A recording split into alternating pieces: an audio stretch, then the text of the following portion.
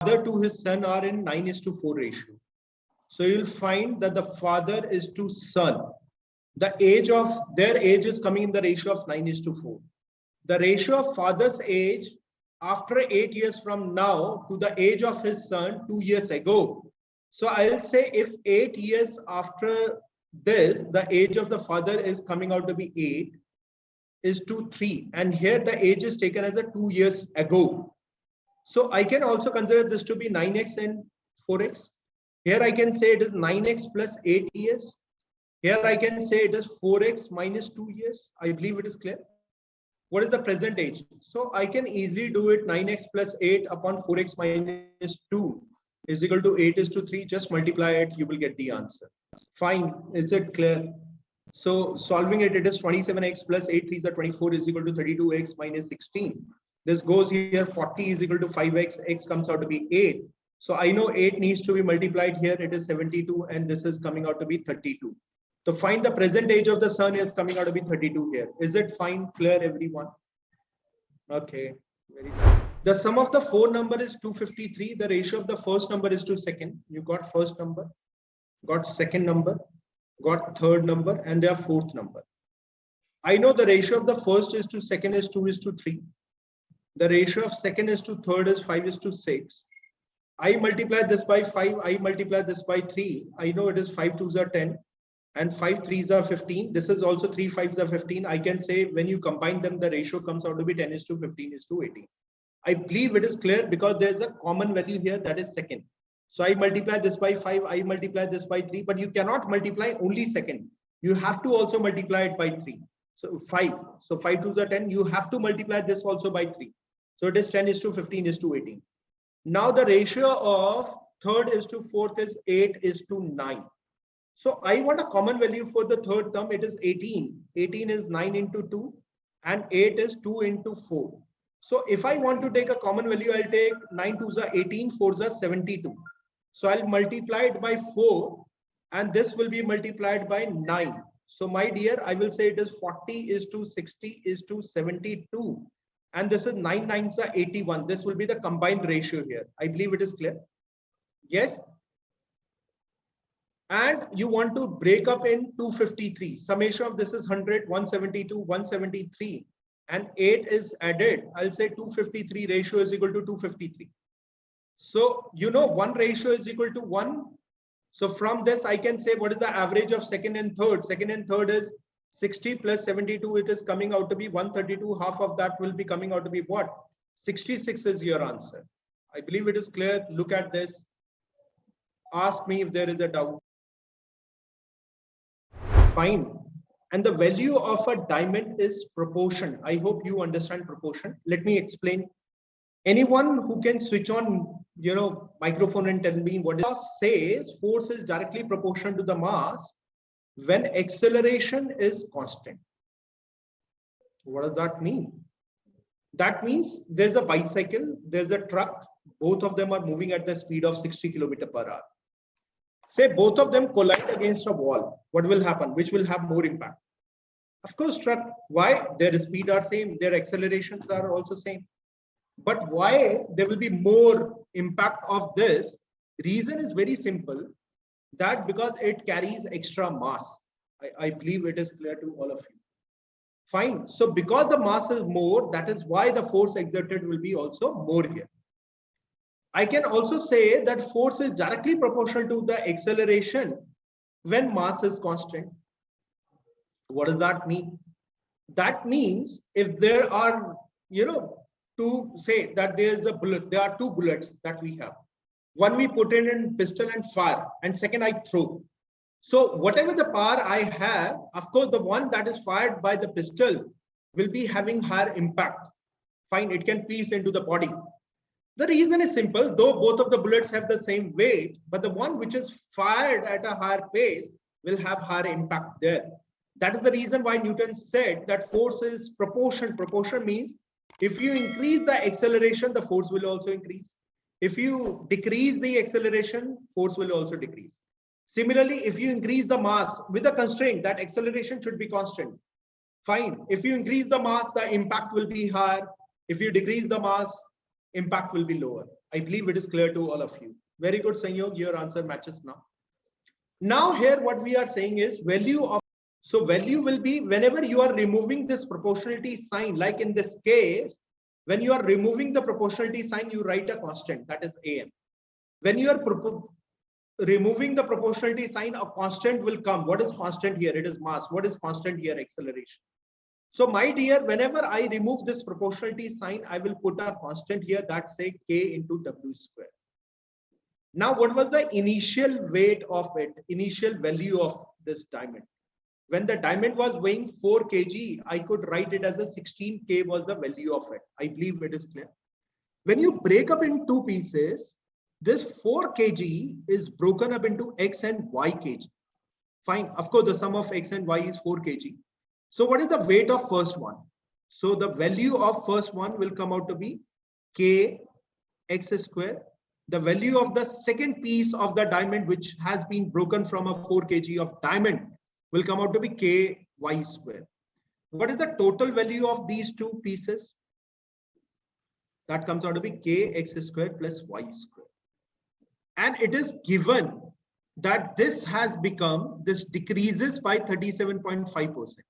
You know, everything which is complete in itself, I have repeated this so many times, anything which is complete in itself is 100% of itself. If you decrease it by 37.5%, I'll say it is 62.5% of the value, which comes out to be 5 by 8 of the value. What is 5 by 8 of 16K? I'll cancel it. It comes out to be 10K. I'll cancel K on both the side. I'll say X square plus Y square is equal to 10. One thing, and X plus Y is equal to 4 here. So can I say that X comes out to be 3 and Y comes out to be 1? Because I know 3 square is 9 and 1 square is 1. Sum of those two values is 10 and 3 plus 1 is certainly coming out to be 4. So I think option will play a bigger role here rather than going by solving these things. Expenses of boarding house are partly fixed and partly varying. For example, if you go in a boarding house, rent may be fixed. But food is variable because whatever you eat will be charged accordingly. For example, there are 4 people staying in a room. So the room fare, the room rent is not different. It is same whether 4 people stay, 1 stay, that is fixed cost, which never changes. But if 4 people are eating, they will be going to pay for their thali, they are going to pay for their food. If only 1 person is staying, he will be paying for himself only. I believe it is clear to all of you. Now, total expenses of boarding house are partly fixed. What are the total cost? That is fixed cost plus variable cost. Fine. And varying linearly with the number of boarders means it is a linear equation which is coming out. Good, Ritika. Linearly means vary is changing linearly with the number of boarders. The average expense per boarder is 700 when 25 boarders are there. So total cost is 700 into 25. When there's a fixed cost plus there's a 25 variable cost. 25 VC is the 25 variable cost. And it comes out to be 600 rupees per head. You can see when there are 50 boarders. Fine. Per boarder it is 600 rupees coming out. So 50 boarders will pay 600 into 50, which is fixed cost, plus 50 times of variable cost. What is the average expense per boarder when 100 boarders are there? Fine. So when the number of boarders are given as 100, we want to find out what is the per head expense. So I can see there are 2 equations, there are 2 variables which are given here. VC and FC is the value. So I know it is coming out to be 17,500 is the total cost. 25 sevens are 175, double zeros will attach. Like 6 5s are 30 and double zeros will attach. Fine. So it is coming out to be 30,000 will be the value which is going to come here. Now, if you subtract the upper value from lower value, I'll say 12,500 will come this. FC get cancel out. I'll say that is equal to 25 VC. So variable cost is 12,500 upon 25. That comes out to be 500 is the variable cost. Per head, it is going to cost you 500. Now, what is the fixed cost? If I'm going to put this value in this equation, I'll say fixed cost plus 25 VC is equal to 12,500. Sorry, 17,500 is the value which is coming. Fixed cost is 17,500 minus 25 times of variable cost, which is 500, which is 12,500. Fixed cost comes out to be 5,000. I believe it is clear to all of you. Now, fixed cost is 5,000. What is per head expense when there are 100 boarders? When n is equal to 100 boarders. So I'll say everyone is going to pay for the variable cost. What is variable cost? 500 everyone is going to pay because that is per head expense. And the fixed cost, which is 5,000, needs to be divided equally among 100 people, which gives you 50 rupees more. So 50 rupees is each one supposed to pay for the boarding house. That is where he is staying because 100 people are there. So I'll say that the per head expense comes out to be 550 there. Is it fine? The other thing that you can do is, I know fixed cost is 5,000. Variable cost is 500. 100 people are there, so total variable cost is 50,000 plus 5,000 is 55,000 is the total cost. When split among 100 people, I'll say this comes out to be rupees 550 per head. I believe it is clear to all of you. Please take your time to answer it. A is directly proportional to B. My dear, A is proportional to B. B is inversely proportional to C. It is reciprocal of the C, which is going to come here. Okay, Meghna. C is directly proportional to the square of D. I'll write D square. And D is proportional to the cube root of E. Fine. So what I do is, I can say A is equal to, some constant will come there, my dear, into B. Similarly, here also you will put some constant. So I can say by C, if I'm putting the value of B is equal to some constant upon C, I'll say A is equal to, I'll change it to the D. C is proportional to, I can say D square. And A is equal to K4 because the constant will come and D is coming out to be how much? D is coming out to be cube root of E. So can I say it is E to the power of 2 by 3? Now look here, if A increases, because it is in the denominator, it decreases. If it comes in numerator, I'll say both of them are proportional. Here it is A is inversely proportional to E. I believe it is clear to all of you. From there, I can conclude, no, if E increases, A is not going to increase, it is going to decrease there. I'm sure it is clear to you. Is that fine? Clear on this? It's equal to 12 inches. Okay, Ritika, well done. So 1 foot is equal to 12 inches. Meghna, this is very important point. I hope you understand it now. Ritika has changed her answer now. So 1 foot is coming out to be 12 inches. Height of Santosh is directly proportional to the square of his age. So I'll say height is, sorry, square root of the age. So I'll say it is square root of age that I will take here. And there's a constant also coming here because whenever the proportionality sign is removed, you are going to put a constant there. What will be the height of Santosh at 16 years if he is 4 feet tall at the age of 9 years? So when age is 9, height comes out to be 4 feet. So I'll say 4 is equal to K into root of 9. I'll say that is K into 3. I'll say K is equal to 4 by 3. I'm sure you know about this. So height is equal to 4 by 3 into square root of age. Now you know about the constant term. Now I want to find out the age when height is 16. So I'll say height is 4 by 3 into square root of 16, which gives you 4. So it is 16 by 3. So if I divide 16 by 3, my dear, I'll say 3 5s are 15 and 1 is remainder. So I'll say it is 5 1 by 3. Is it clear till this part? So it is 5 feet and 1/3 of a feet. I know 1 foot is equal to 12 inch. So 1/3 of foot will come out to be 12 by 3. That is 4 inches.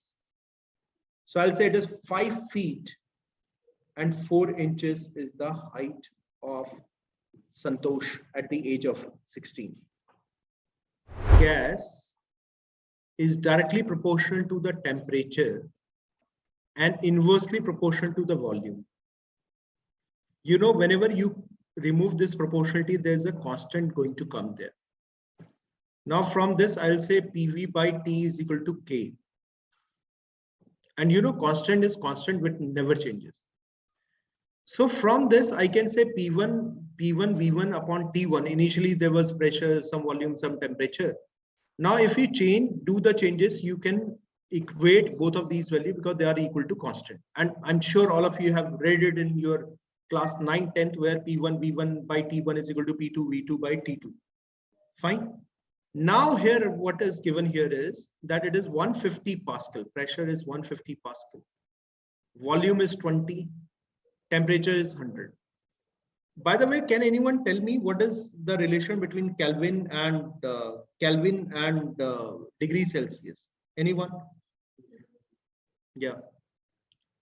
So I know 273.15 Kelvin is equal to 0 degree. Fine. That is 0 degrees Celsius. This is a correlation. That means, and you know, the superconductivity comes at the temperature of -0 degree Kelvin. You will get superconductivity, or I will say -273.15 degrees Celsius. Anything will become superconductor. So if it is a conductor, for example, if there is a wire and you flow electricity on this, this electricity will remain till the end until the time it is a superconductor. I'm sure all of you have read about it because these type of questions will be asked to you in interviews. Fine. So now this is P2. What is that? Pressure is pressure is 150. Volume is 8 centimeter cube. And I want to find out the temperature T2 here. So what I'll do is I'll cancel it. I'll say 5 2s, I'll say 5 3s, I'll cancel this as well. Then what I'll do is 3 5s, 15, 50 will be coming here. So T2 will come out to be how much? This 0 0 will be cancelling out there because there was 1 0 here. So this comes out to be 40 degree Kelvin will be your answer. So T2, my dear, the temperature will come out to be 40 degree Kelvin. I believe it is clear. Look at this. Ask me if there is a doubt.